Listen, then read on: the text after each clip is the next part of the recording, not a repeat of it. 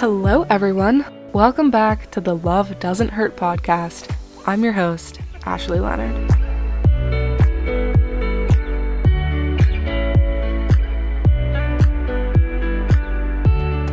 As we all know, the COVID-19 pandemic began just over 2 years ago, and the world basically shut down. When stay-at-home orders were put in place, the government intended to protect the public from a deadly virus, but unintentionally created a silent pandemic looming in the shadows. Victims of intimate partner violence were trapped at home with their abusers. And with access to domestic violence shelters decreasing dramatically due to reduced indoor capacities, business shutdowns, and travel restrictions implemented to mitigate the spread of the virus, victims were largely unable to leave the unsafe environment they found themselves trapped in.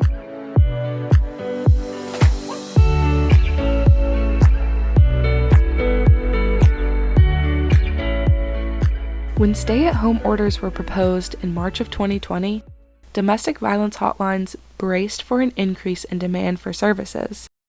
But to their surprise, calls decreased more than 50%. Hotlines knew this decline was not a result of a decrease in intimate partner violence.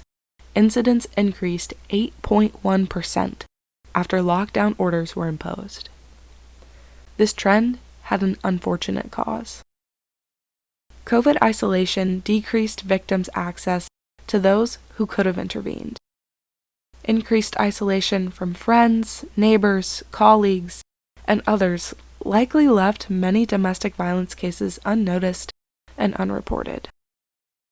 And as medical appointments moved online, domestic violence cases that could have been noticed by providers through physical examination, body language, and partner behavior were unreported because physicians did not have the in-person access to patients that is necessary to notice the signs of abuse. Victims of intimate partner violence were also no longer able to safely connect with services to help them leave their abuser. Victims having no time alone or safe space to contact domestic violence hotlines prevented resources from being utilized as victims feared their abuser finding out. Isolation is a hallmark sign of abuse because it is used to make manipulating victims easier for an abuser, and abusers took advantage of the isolation the pandemic created.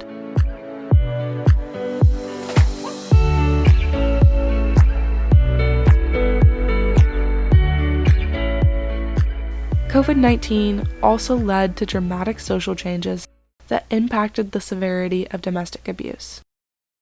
Economic instability, unsafe housing, neighborhood violence, and lack of safe and stable childcare and social support all have the ability to worsen already abusive and unsafe situations.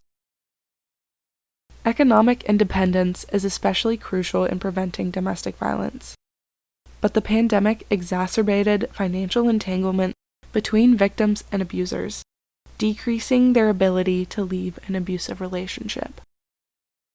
Domestic violence cannot effectively be addressed until we also address these other social factors that make leaving and breaking the cycle more difficult.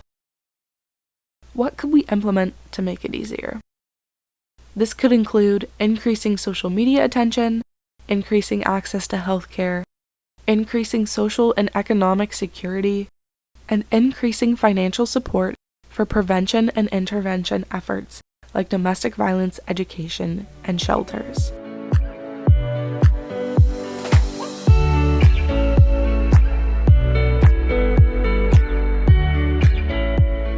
The silent pandemic that is intimate partner violence didn't begin with COVID-19, but can be ended if we take action to end the cycle. Now that we have seen how a pandemic exacerbates domestic abuse, it can't be ignored. We must do better to provide resources to survivors in order to break the cycle for good. As always, it is my goal with the Love Doesn't Hurt podcast to create another resource people can use to understand their experiences, get help, and know they're not alone. If you need immediate help, please call the National Domestic Violence Hotline at 1-800-799-7233 or text START in all capital letters to 88788. You can also visit their website, thehotline.org, for more information.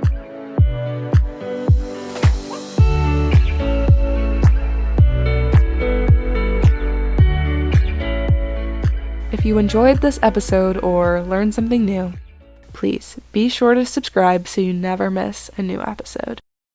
If you would like to support the podcast, I would really appreciate you giving it a 5-star rating wherever you listen. Thank you for listening to the Love Doesn't Hurt podcast. I hope you all have a great day, and remember, spread love everywhere you go.